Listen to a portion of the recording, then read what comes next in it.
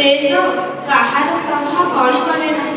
ସ୍କୁଲର ଶିକ୍ଷକ ଛାତ୍ରଛାତ୍ରୀଙ୍କୁ ଆପଣାର ଭାଇ ଭଳି ଦେଖେ। ତାଠାରୁ ରାମାୟଣ ଗ୍ରନ୍ଥ, ହନୁମାନ ମହାଭାରତର ଭୀମ କଥା ଶୁଣି ପିଲାଏ ହସି ହସି ବେଦମ୍